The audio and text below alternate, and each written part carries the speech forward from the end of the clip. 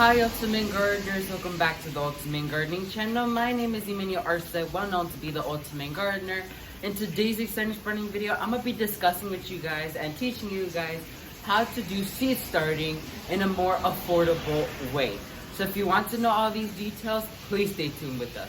So Ultimate Gardeners, I know if you're a beginner gardener and you want to start seed starting, you want to sort of do it on a budget because you're starting this new and you don't want to waste all your money and time into something that might not work. But I have some good news for you guys. So I paid a visit to the Dollar Tree yesterday and they still had a few spring items left and I'm going to show them to you guys right now. So this is for the topic of seed starting in a more affordable way, especially for beginner gardeners. So one thing I picked up was their seed starting pots. These are biodegradable. They're listed as biodegradable, but I would not trust them. I would just use them as seed starting pots because these pots take a long time to biodegrade. So by the time your plant is ready to plant out in the ground, and if you plant this in the ground with the plant, it's gonna take so long for it to biodegrade and it won't allow the roots to actually spread out and grow. It will end up making the plant root bound and end up choking itself out. So I would only buy this as seed starter containers, which I got 12 for $1.25. Another thing I got was a box of zinnias, especially if you want to get a lot of flowers in a more affordable way. You'll be able to get this for $1.25 and it covers 25 square feet, which is amazing. And this box is covered with Petunia Seeds, which is amazing. So especially if you want to consider being a flower farmer in the near future, this is up your alley. And of course, for only $8, I was able to buy 32 seed packets, which is so good because especially if you're a beginner gardener, you could, for just $1, you could buy 4 seed packets of your choice, whether it be flowers or vegetables. They have multiple different varieties there. Try to get your items in the beginning of spring because that's when they have more items. So that's when they have more varieties of seeds, but I picked up what I could. So a few things I decided to get was petunias right here. I really wanted to start petunias from seeds, so I wanted to grab them. I got Stasha daisies, Cosmos, American daisy. I got the classic Snapdragon. I got the giant California zinnia. I also got the giant cactus zinnia. I also got some helichrysum. I got some sweet William, California poppy, and excuse me, and bachelor's button. So for all of a small price, I was able to get these for only $8 and I got so many seed packets and I'm super excited. When the Dollar Tree comes out with their spring collection, they usually do offer seed starting mix, but unfortunately when it comes towards the later end of the season, they run out of those things and they do get them for like a good amount of soil for $1.25 is great. But I'm gonna be using a Walmart bag that I like to use because it's affordable and it works miracles just like any other one, and that one is in the price of $1.98. So let me go ahead and set up my entire place area and let's discuss about seed starting.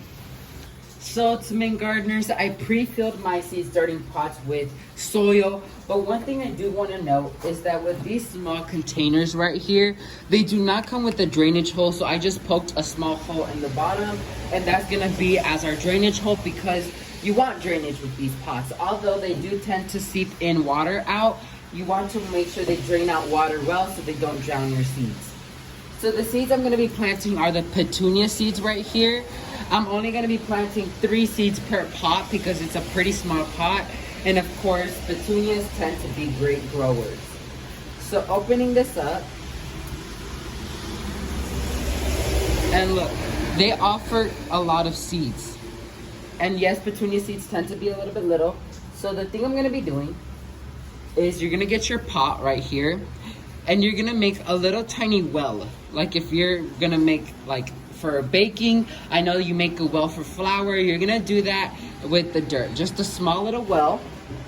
You're going to do that with all your pots. like so. And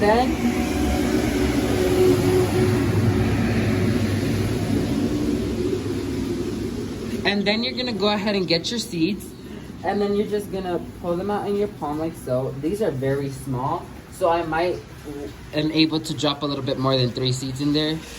So then you're gonna get your little pot, or you're gonna get a pinch of your seeds, drop them down in there like so.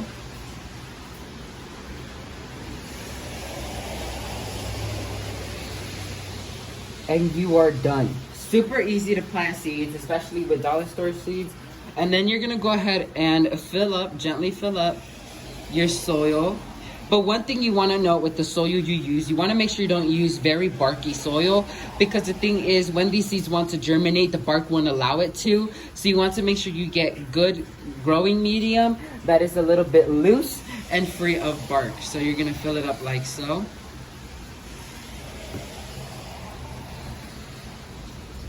Super gently. And you are done. And you're done. So you planted your seeds. So a few things you want to take note when it comes to growing plants from seed, especially from the dollar store, is that like any other seed, they require a bit of maintenance. So all the seeds I bought are full sun-loving plants. So you want to locate them in an area where they receive a lot of sun, but don't put them in direct sunlight. Put them in indirect sunlight.